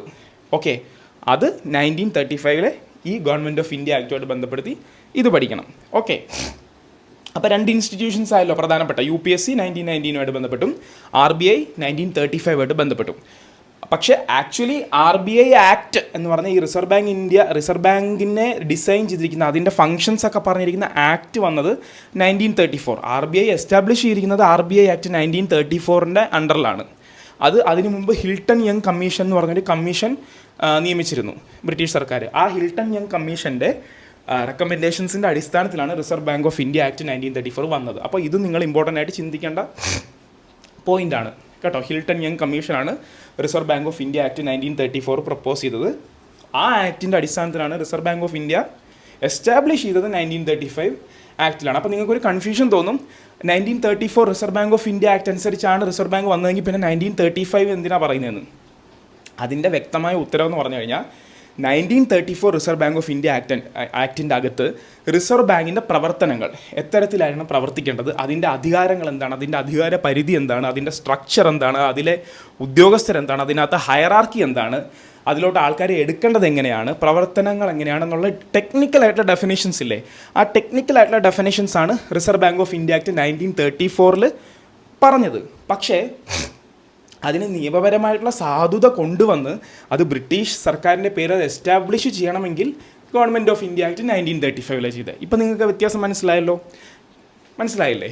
അപ്പോൾ ഗവൺമെൻറ് ഓഫ് ഇന്ത്യ ആക്ട് 1935 വെച്ച് ഈ reserve bank of India establish ചെയ്യുമ്പോൾ അതുവരെ എന്താണ് ബ്രിട്ടീഷ് സർക്കാരായിരുന്നു ഈ ധനപരമായ കാര്യങ്ങളും കറൻസിയൊക്കെ കൈകാര്യം ചെയ്യുന്നത്. റിസർവ് ബാങ്കിൻ്റെ കീഴിലോട്ട് വന്നു. അതാണ് ആ വ്യത്യാസം. ആ വ്യത്യാസം നിങ്ങൾ വളരെ വ്യക്തമായിട്ട് മനസ്സിലാക്കണം. അപ്പോൾ നിങ്ങൾക്ക് 1934 റിസർവ് ബാങ്ക് ഓഫ് ഇന്ത്യ ആക്റ്റും 1935 ഗവൺമെൻറ് ഓഫ് ഇന്ത്യ ആക്ട് വഴി ഇത് എസ്റ്റാബ്ലിഷ് ചെയ്തതിൻ്റെ ബാക്ക്ഗ്രൗണ്ടും മനസ്സിലാവും. ഓക്കെ, അടുത്തത് പിന്നെ നേരത്തെ ഉണ്ടായിരുന്ന PSC അതിനകത്ത് ചില വ്യത്യാസങ്ങൾ വന്നു. ഇത് നമുക്ക് പെട്ടെന്ന് ഊഹിക്കാം. ഒന്ന് ഫെഡറൽ PSC എന്ന് പറഞ്ഞാൽ ഈ ഫെഡറൽ ആയിട്ടുള്ള PSC മുഴുവനുള്ള ഓൾ ഇന്ത്യ സർവീസ് പോലുള്ള PSC. 2 പ്രൊവിൻഷ്യൽ PSC പ്രാദേശിക PSC. അതായത് ഇപ്പോൾ ഒരു സംസ്ഥാനത്തിന് PSC ഉണ്ടെങ്കിൽ അങ്ങനെ ഒരു PSC ഉള്ള പോലെ, ഇപ്പോൾ കേരള PSCക്ക് ഉള്ള പോലെ സ്റ്റേറ്റ് PSC, ഇപ്പോൾ ഫെഡറൽ PSC എന്ന് വെച്ചാൽ UPSC SSC ഉള്ള പോലെ മൊത്തത്തിലുള്ള ആൾ ഇന്ത്യ സർവീസസിന്. പക്ഷേ ഇത് നോക്കിയേ, ആസ് ഓൾവേസ് ബ്രിട്ടീഷുകാർ ഓരോ കാര്യങ്ങൾ കോംപ്ലിക്കേറ്റ് ചെയ്ത് നോക്കിയേ. ജോയിൻറ്റ് PSC എന്ന് വെച്ചാൽ ഒന്നോ അതിൽ കൂടുതൽ പ്രവിശ്യകൾക്ക് കോമൺ ആയിട്ട്. ഇപ്പോൾ എക്സാമ്പിളായിട്ട് പറയുകയാണെങ്കിൽ ഇപ്പോൾ കേരളവും തമിഴ്നാടിൻ്റെയും അതിർത്തി പ്രദേശങ്ങൾ, ഇപ്പോൾ ഇടുക്കി, മൂന്നാർ പോലെയുള്ള സ്ഥലങ്ങളിൽ തമിഴന്മാരും മലയാളികളും ഇടകലർന്ന് താമസിക്കുന്ന സ്ഥലങ്ങളല്ലേ, അവിടെയുള്ള ചില സ്ഥാപനങ്ങളിലേക്ക് ആൾക്കാരെ റിക്രൂട്ട് ചെയ്യാൻ വേണ്ടിയിട്ട് ജോയിൻ്റായിട്ട് തമിഴ്നാടും കേരളവും കൂടെ ഒരു കമ്മീഷൻ ഉണ്ടെന്ന് വിചാരിക്കുക. കേരള PSCയും തമിഴ്നാട് PSCയും പോലെ അങ്ങനെയുള്ള പ്രൊവിൻഷ്യൽ ജോയിൻറ്റ് PSCകളും ഈ 1935 ആക്ടിൻ്റെ ഒരു പ്രത്യേകതയായിരുന്നു. അപ്പോൾ നിങ്ങൾ നോട്ട് ചെയ്ത് വെച്ചോ, അതൊരു പ്രത്യേകതയാണല്ലോ അല്ലേ. അപ്പോൾ ഇത്തരത്തിലുള്ള ക്ലാസിഫിക്കേഷനും PSCയുടെ കേസിൽ 1935 ഗവൺമെൻറ് ഓഫ് ഇന്ത്യ ആക്റ്റിൽ ഉണ്ടായിരുന്നു എന്നുള്ളത് ഇമ്പോർട്ടൻ്റ് ആണ്. പിന്നെ establishment of A federal court in 1937. ആദ്യം ഉണ്ടായിരുന്ന സ്ഥാപനം ഏതാ? Reserve bank 1935. ഇപ്പോൾ അടുത്ത സ്ഥാപനം വന്നിട്ടുണ്ട് 1937 establishment of A federal court. അപ്പോൾ നിങ്ങൾക്ക് സംശയം വരും, നമ്മൾ 1773 റെഗുലേറ്റിംഗ് ആക്ട് അനുസരിച്ചാണല്ലോ ആദ്യത്തെ സുപ്രീം കോർട്ട് നമ്മൾ നിർമ്മിച്ചത്. എവിടെ? കൽക്കട്ടയിൽ. അപ്പോൾ ഈ ഫെഡറൽ കോർട്ടിൻ്റെ വ്യത്യാസം എന്താണ്? അതാണ് ഇവിടെ എഴുതിയിരിക്കുന്നത്. The federal court 1937 was established under the Government of India Act 1935 to interpret the constitution and settle disputes between provinces and the centre, while the Supreme Court of Calcutta was a colonial court for British subjects with no constitutional authority. മനസ്സിലായോ? 1774 supreme കോടതി, Calcutta supreme കോടതി എന്ന് വെച്ചാൽ constitutional authority ഇല്ലാത്ത ഒരു colonial കോടതിയാണ്. പക്ഷേ ഈ ഫെഡറൽ കോർട്ടിൻ്റെ എസ്പെഷ്യലി അവരുടെ സ്പെസിഫിക് ആയിട്ടുള്ള കാര്യം എന്ന് പറഞ്ഞു കഴിഞ്ഞാൽ ഈ ഒരു കോൺസ്റ്റിറ്റ്യൂഷൻ, അതായത് 1935 ഗവൺമെൻറ് ഓഫ് ഇന്ത്യ ആക്ട് എന്ന് പറഞ്ഞ കോൺസ്റ്റിറ്റ്യൂഷൻ അനുസരിച്ച് പ്രവർത്തിക്കുക, അതനുസരിച്ച് പ്രൊവിൻസസും പ്രൊവിൻസസ് തമ്മിലുള്ളതും പ്രൊവിൻസുകളും സെൻറ്ററുകളും തമ്മിലുള്ളതുമായ ഡിസ്പ്യൂട്ട്സ്, തർക്കങ്ങൾക്കും പ്രശ്നങ്ങൾക്കും പരിഹാരം കാണുക എന്നുള്ളതാണ്. അപ്പോൾ എന്താണ് 1935 ഫെഡറൽ കോർട്ടിൻ്റെയും 1774 സുപ്രീം കോർട്ടിൻ്റെയും വ്യത്യാസം എന്നുള്ളത് നിങ്ങൾ മനസ്സിലാക്കണം. അതുപോലെ തന്നെ RBI ആൻഡ് ഫെഡറൽ കോർട്ട്, ഇത് രണ്ടുമാണ് 1935 ഗവൺമെൻറ് ഓഫ് ഇന്ത്യ ആക്ട് അനുസരിച്ച് വന്ന പുതിയ സ്ഥാപനങ്ങൾ എന്നുള്ളതും മനസ്സിലാക്കണം. പിന്നെ പ്രധാനപ്പെട്ട ഒരു കാര്യം, സെപ്പറേറ്റഡ് ബർമ, മ്യാൻമാർ അറിയാമല്ലോ, കിഴക്ക് ഭാഗത്തുള്ള മ്യാൻമാർ ഇന്ത്യയിൽ നിന്ന് സെപ്പറേറ്റ് ചെയ്തു. Created new provinces of Orissa and Sindh, പാകിസ്ഥാനിലുള്ള സിന്ധ് ആ പ്രവിശ്യയും ക്രിയേറ്റ് ചെയ്തു ഗവൺമെൻറ് ഓഫ് ഇന്ത്യ ആക്ട്. അതും നോട്ടായിട്ട് എഴുതി വെച്ച് പഠിച്ചാൽ മതി. ഓക്കെ. പിന്നെ for the first time auditor general of India was appointed to audit the accounts of the federation and the provinces. RBI ആയിരുന്നു സാമ്പത്തികപരമായിട്ടുള്ള ഏറ്റവും വലിയ റവല്യൂഷണറി ഒരു നിയമനിർമ്മാണം. അത് അടുത്തൊരു കാര്യം കൂടി ഉണ്ട്, ഓഡിറ്റർ ജനറൽ.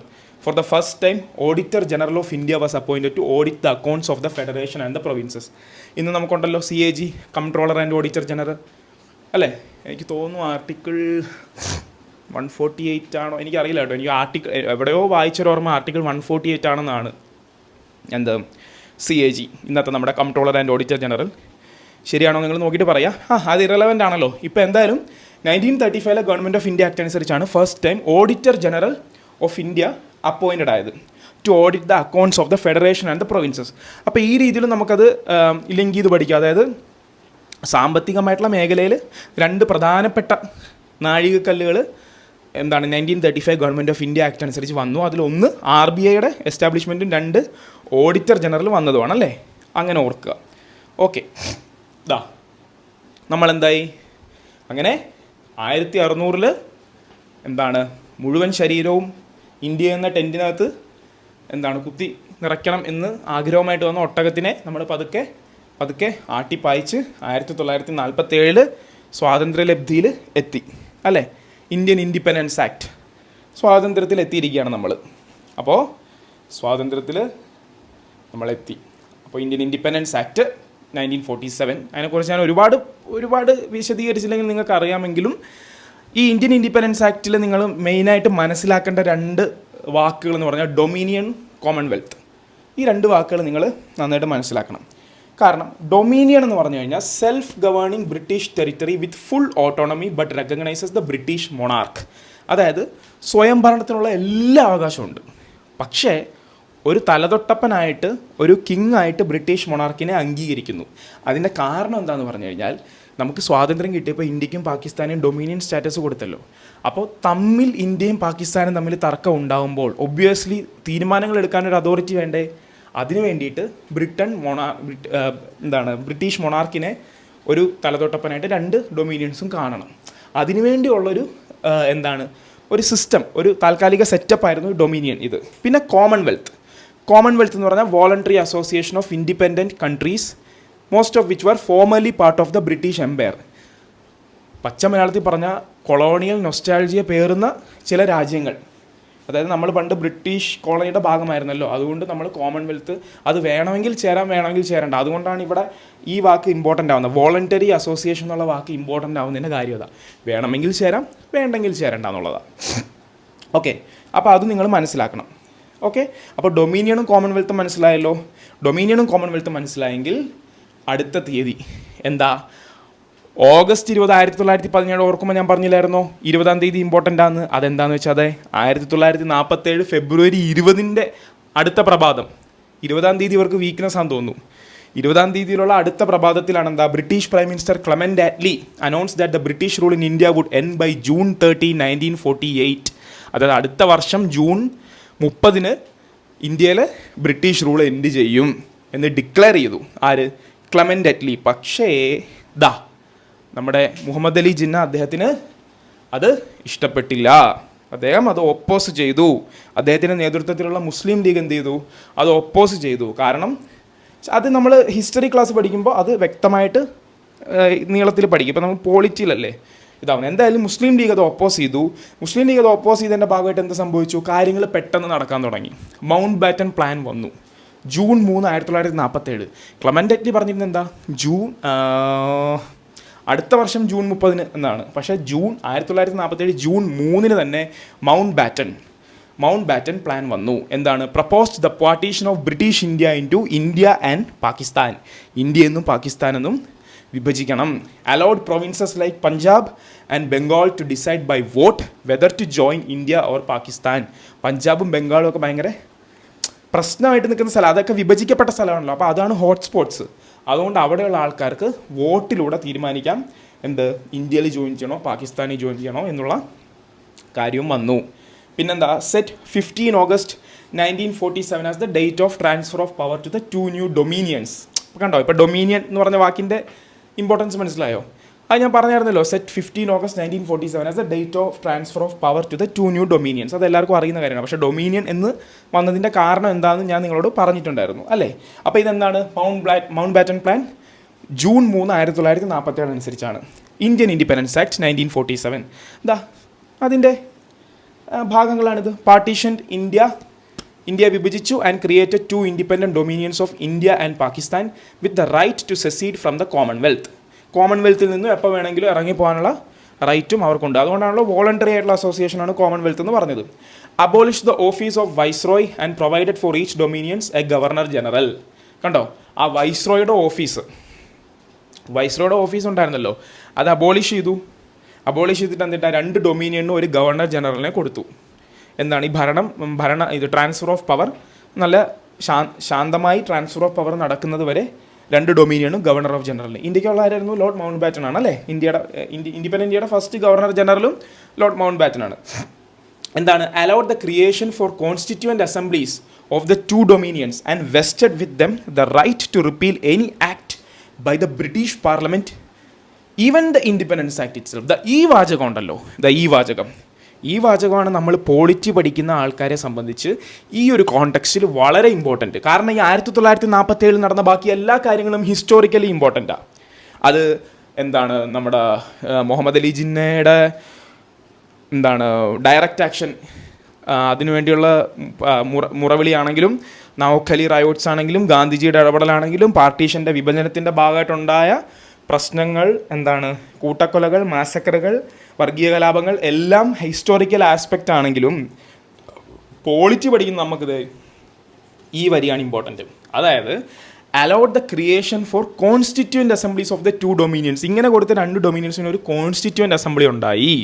എന്നിട്ട് ആ കോൺസ്റ്റിറ്റ്യൂവൻ്റ് അസംബ്ലിക്ക് അതുവരെ ബ്രിട്ടീഷ് പാർലമെൻറ്റ് പാസ്സാക്കിയതോ അല്ലെങ്കിൽ ഇനി പാസ്സാക്കാൻ പോകുന്നതോ ആയ ഏത് ആക്റ്റും റിപ്പീൽ ചെയ്യാനുള്ള അനുമതി കൊടുത്തു. ഈവൻ ഈ ആക്ട് പോലും, ഈ ഇൻഡിപെൻഡൻസ് ആക്ട് പോലും റിപ്പീൽ ചെയ്യാനുള്ള അനുമതി. അതായത് പൂർണ്ണ സ്വാതന്ത്ര്യം. ഇപ്പോഴാണ് 0%. ഒട്ടകം മുഴുവനായിട്ട് എണീറ്റ് പോയത് ഇപ്പോഴാണ്. ഒട്ടകത്തിൻ്റെ ചെറിയൊരു ചെവി ഇവിടെ നിൽപ്പുണ്ടായിരുന്നു ലോർഡ് മൗണ്ട് ബാറ്റൻ. പക്ഷേ അത് കുഴപ്പമില്ല. അത് ഈ കാര്യങ്ങളൊക്കെ നടക്കണമെങ്കിൽ, എല്ലാം ശാന്തിപൂർവ്വമായിട്ട് നടന്ന് തീരണമെങ്കിൽ പുള്ളിക്കാരൻ വേണമല്ലോ. അപ്പോൾ എന്താണെങ്കിലും പൂർണ്ണ സ്വരാജിൻ്റെ അർത്ഥത്തിലും എല്ലാ തരത്തിലുള്ള അർത്ഥത്തിലും അത് പൂർണ്ണ സ്വരാജായത് ഈ സമയത്താണ്. അവരുടെ പാകിസ്ഥാന് കൊടുത്ത കോൺസ്റ്റിറ്റ്യൂവൻ്റ് അസംബ്ലിക്ക് അവരുടെ നിയമം നിർമ്മിക്കാം, നമ്മുടെ കോൺസ്റ്റിറ്റ്യൂവൻ്റ് അസംബ്ലിക്ക് നമ്മുടെ നിയമം നിർമ്മിക്കാം. ഇനിയാണ് നമ്മുടെ കളികൾ തുടങ്ങുന്നത്. നമ്മുടെ കോൺസ്റ്റിറ്റ്യൂവൻ്റ് അസംബ്ലി നമ്മൾ നിർമ്മിച്ച നമ്മുടെ ഭരണഘടന, ഇത്രയും ഈ ഹിസ്റ്റോറിക്കൽ ബാക്ക്ഗ്രൗണ്ടിൻ്റെ ഒക്കെ അടിസ്ഥാനത്തിൽ നമ്മൾ നിർമ്മിച്ചെടുത്ത നമ്മുടെ ഭരണഘടനയുടെ നിർമ്മാണം ഇനിയാണ് തുടങ്ങുന്നത്. അതുകൊണ്ട് ഈ 2 ഡൊമീനിയൻസിനും കോൺസ്റ്റിറ്റ്യൂവൻ്റ് അസംബ്ലി കൊടുത്തു എന്നുള്ള ഈ വാചകം വളരെ ഇമ്പോർട്ടൻ്റ് ആണ് 1947 ഇന്ത്യൻ ഇൻഡിപെൻഡൻസ് ആക്ട് അനുസരിച്ച്. Okay. Abolish the British paramountcy over Indian princely states and treaties with tribal areas from August 15, 1947. അതുകൂടെ ഉണ്ട്. വേറെ കുറച്ച് ആൾക്കാരുണ്ടല്ലോ, അതായത് ഇന്ത്യൻ മെയിൻലാൻഡ് എന്ന അല്ലെങ്കിൽ ബ്രിട്ടീഷ് ഇന്ത്യ എന്നറിയപ്പെടാതെ നിൽക്കുന്ന പ്രിൻസ്ലി സ്റ്റേറ്റ്സുകളുണ്ട്, നാട്ടുരാജ്യങ്ങളുണ്ട്, ട്രൈബൽ ഏരിയാസ് ഉണ്ട്. അവരുമായിട്ടൊക്കെ ട്രീറ്റീസ് ഉണ്ടായിരുന്നല്ലോ ബ്രിട്ടീഷ് ഗവൺമെൻറ്റിന്. അതും അബോളിഷ് ചെയ്തു ആ ട്രീറ്റീസൊക്കെ. Granted freedom to the Indian princely states to join the dominion of India or dominion of Pakistan or to remain independent. എന്താ അവർക്കും സ്വാതന്ത്ര്യം കൊടുത്തു. ഒന്നില്ലെങ്കിൽ നിങ്ങൾക്ക് ഇന്ത്യയിൽ ജോയിൻ ചെയ്യാം, അല്ലെങ്കിൽ പാകിസ്ഥാനിൽ ജോയിൻ ചെയ്യാം, അല്ലെങ്കിൽ നിങ്ങൾക്ക് സ്വതന്ത്രമായിട്ടിരിക്കാം. ഇതിൻ്റെ അടിസ്ഥാനത്തിലാണ് പിന്നെ സർദാർ വല്ലഭായ് പട്ടേൽ ചെന്നിട്ട് ഓരോന്നോരോന്നായിട്ട് ചേർക്കേണ്ടി വന്നത്, അല്ലേ? അത് ചരിത്രത്തിൽ നിങ്ങൾക്കറിയാം. പിന്നെന്താ, deprived the British monarch to veto bills or to ask for reservation on certain bills, but this right was reserved for the governor general. അതായത് ബ്രിട്ടീഷ് രാജാവിന് അതുവരെ ചില നിയമങ്ങൾ വീറ്റോ ചെയ്യാനും അതിനെതിരെ മൂവ് ചെയ്യാനും ഒക്കെ ഉള്ള അധികാരം ഉണ്ടായിരുന്നു ഇന്ത്യയെ സംബന്ധിക്കുന്ന ബില്ലുകളിൽ. ആ അധികാരം എടുത്ത് മാറ്റി. അപ്പോൾ പക്ഷേ അത് താൽക്കാലികമായിട്ട് ഗവർണർ ജനറലുടെ കയ്യിൽ കൊണ്ടുവന്നു ആ അധികാരം. കാരണം ഞാൻ ഈ പറഞ്ഞ ട്രാൻസ്ഫർ ഓഫ് പവർ നടക്കണമല്ലോ. ഈ ഗവർണർ ജനറലിൻ്റെ റോളെന്ന് പറഞ്ഞു കഴിഞ്ഞാൽ അധികാരം വളരെ ശാന്തിപൂർവ്വമായിട്ട് ഇന്ത്യക്കാരുടെ കയ്യിലോട്ട് കൊടുക്കുക, അതിനുള്ള കാര്യങ്ങളൊക്കെ ഫെസിലിറ്റേറ്റ് ചെയ്യുക എന്നുള്ളത് മാത്രമാണ്. അതുകൊണ്ടാണ് ഈ പവർ മൊണാർക്കിൻ്റെ അടുത്തുനിന്ന്, അതായത് ബ്രിട്ടീഷ് രാജാവിൻ്റെ അടുത്തുനിന്ന് എടുത്ത് മാറ്റിയെങ്കിലും ഗവർണർ ജനറലിൻ്റെ അടുത്ത പവർ ഉണ്ടായിരുന്നത്. പിന്നെന്താ, designated governor general of India and provincial governors as constitutional nominal heads of the states. അതായത് ഗവർണർ ജനറൽ ഓഫ് ഇന്ത്യയെയും പ്രൊവിൻഷ്യൽ ഗവർണേഴ്സിനെയും നോമിനൽ ഹെഡ്സ്, ഒരു പേരിനുള്ള ഹെഡ് ഭരണാധികാരികൾ. കാരണം ഒരു പവർ വാക്യൂം എന്ന് പറഞ്ഞു കഴിഞ്ഞാൽ ഒരു ഭരണാധികാരി ഇല്ലാത്ത നിലയിൽ പറ്റില്ലല്ലോ. ഇപ്പം നമ്മൾ കഴിഞ്ഞ ദിവസങ്ങളിൽ നേപ്പാളിൽ നമ്മൾ കണ്ടതാണ്, ഒരു ഭരണാധികാരി പെട്ടെന്ന് ഇല്ലാത്തപ്പോൾ ഒരു പ്രശ്നങ്ങൾ വരും. അപ്പോൾ അതുകൊണ്ട് ഈ ട്രാൻസ്ഫർ ഓഫ് പവർ, അധികാര കൈമാറ്റം വളരെ ശാന്തിപൂർവ്വമായിട്ട് നടക്കുന്നത് വരെ നോമിനൽ ഹെഡ്സായിട്ട് ആരൊക്കെയാണ്? ഒന്ന് ഗവർണർ ജനറൽ ഓഫ് ഇന്ത്യ മൗണ്ട് ബാറ്റണും, പിന്നെ പ്രൊവിൻസസിൻ്റെ ഗവർണേഴ്സിനെയും അവിടെ തന്നെ നിൽക്കട്ടെ എന്ന് അവർ തീരുമാനിച്ചു. Emperor of India title removed from the royal titles of the king of England. അതായത് കിങ് ഓഫ് ഇംഗ്ലണ്ട് അദ്ദേഹത്തിൻ്റെ അദ്ദേഹത്തിന് കുറേ ടൈറ്റിൽസ് ഉണ്ടല്ലോ, അവർക്ക് കുറേ ഇങ്ങനെ ടൈറ്റിലുകളുണ്ടല്ലോ, ഇന്ന സ്ഥലത്തെ രാജാവ്. അതിൽ എംപറർ ഓഫ് ഇന്ത്യ എന്ന് പറഞ്ഞത് അദ്ദേഹത്തിൻ്റെ ടൈറ്റിൽസിൻ്റെ ലിസ്റ്റിൽ നിന്ന് മാറ്റി. കാരണം ഇപ്പോൾ അദ്ദേഹം എംപറർ അല്ലേ, അവർ പോയി. Abolish the office of secretary of state. നമ്മുടെ പവർ കൂടിയ എഞ്ചിനായ സെക്രട്ടറി ഓഫ് സ്റ്റേറ്റിൻ്റെ പോസ്റ്റ് അബോളിഷ് ചെയ്യപ്പെട്ടു. Therefore appointment to the civil services and reservation of the post by the secretary of state. അതുകൂടിയുണ്ട്. അപ്പോൾ സെക്രട്ടറി ഓഫ് സ്റ്റേറ്റിൻ്റെ പോസ്റ്റ് അബോളിഷ് ചെയ്യുന്നതോടൊപ്പം അദ്ദേഹം മനസ്സിലായോ, അദ്ദേഹത്തിന് ചില പോസ്റ്റിങ്ങുകൾ നടത്തായിരുന്നു സിവിൽ സർവീസസിൻ്റെ അകത്ത്, റിസർവേഷനോടുകൂടി അദ്ദേഹത്തിൻ്റെ താല്പര്യങ്ങൾ അനുസരിച്ച്. അതോടുകൂടി അബോളിഷ്ഡായി. ഓക്കെ, അങ്ങനെ ഇന്ത്യ സ്വതന്ത്രമായി, എല്ലാവർക്കും അറിയാം. At the stroke of the midnight on August 1415 the British rule ended in the Indian subcontinent and power was transferred to the dominions of India and Pakistan. Dominion എന്ന് പറഞ്ഞ വാക്കിനെ ഞാൻ നിർവചിച്ചത് ഓർമ്മയുണ്ടല്ലോ, എന്തുകൊണ്ടാണ് അങ്ങനെ പറഞ്ഞതെന്ന്. First governor general of India ആരാ? ലോർഡ് മൗണ്ട് ബാറ്റനായി. ഫസ്റ്റ് പ്രൈം മിനിസ്റ്റർ ജവഹർലാൽ നെഹ്റുവായി. ഇത് അദ്ദേഹത്തിൻ്റെ ജവഹർലാൽ നെഹ്റുവിൻ്റെ പ്രശസ്തമായ ട്വിസ്റ്റ് വിത്ത് ഡെസ്റ്റിനി എന്ന പ്രസംഗത്തിൽ നിന്നുള്ള ലൈനാണ്, ഓർമ്മയില്ല? At the stroke of the midnight hour when the world sleeps India will awake to life and freedom. ലോകമുറങ്ങുമ്പോൾ അർദ്ധരാത്രിയുടെ 12 മണി അടിക്കുമ്പോൾ ഇന്ത്യ സ്വാതന്ത്ര്യത്തിലോട്ടും പുതുജീവനിലോട്ടും ഉയർത്തെഴുന്നേൽക്കും എന്ന പ്രസംഗം നടന്നു. അങ്ങനെ ഇന്ത്യയിൽ നിന്നും പാകിസ്ഥാനിൽ നിന്നുള്ള 2 രാഷ്ട്രങ്ങളുണ്ടായി. അതിനുശേഷമാണ് ഇനി ശരിക്കും നമ്മുടെ സിലബസ് തുടങ്ങുന്നത്. ഇത് നമ്മളെ ആമുഖം മാത്രമാണ്. ഇനിയാണ് ശരിക്കുള്ള കാര്യങ്ങൾ. കോൺസ്റ്റിറ്റ്യൂവൻ്റ് അസംബ്ലി 1946 ഏത് വിഭജനത്തിന് മുമ്പുള്ളത്, അല്ലേ? വിഭജനത്തിന് ശേഷമുള്ളത് മെമ്പേഴ്സ് കുറഞ്ഞു. അതാണ് interim government 1946. First cabinet of independent India 1947 ഉണ്ടായിരുന്നത്, ഫസ്റ്റ് ക്യാബിനറ്റ്. അവിടെ നിന്ന് നമ്മൾ 1950 ജനുവരി 26 നമ്മുടെ കോൺസ്റ്റിറ്റ്യൂഷൻ അഡോപ്റ്റ് ചെയ്യുന്ന വരെയുള്ള ഒരുപാട് കാര്യങ്ങളുണ്ട്. അതാണ് നമ്മളിനി സെക്കൻഡ് ചാപ്റ്ററിൽ പഠിക്കുന്നത്. സെക്കൻഡ് ചാപ്റ്ററിൽ, അല്ലേ? മേക്കിംഗ് ഓഫ് ദ കോൺസ്റ്റിറ്റ്യൂഷൻ എന്ന് പറഞ്ഞ സെക്കൻഡ് ചാപ്റ്ററിൽ. അപ്പോൾ നമ്മൾ ഫസ്റ്റ് ചാപ്റ്റർ സക്സസ്ഫുള്ളായിട്ട് തീർത്തിരിക്കുകയാണ്. നമ്മൾ പോകാൻ പറ്റുന്ന അത്രയും ഡീറ്റെയിൽഡായിട്ട് പോയിട്ടുണ്ട്.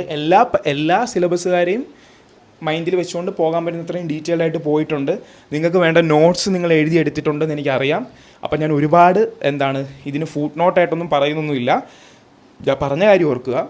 ഇപ്പം ഈ ക്ലാസ് കഴിഞ്ഞതുകൊണ്ട് ഇപ്പം നമ്മൾ 3 പാർട്ടായിട്ടാണ് പഠിച്ചതല്ലേ? First part, second part, third ആയിട്ടാണ് ചാപ്റ്റർ 1 നമ്മൾ തീർത്തത്.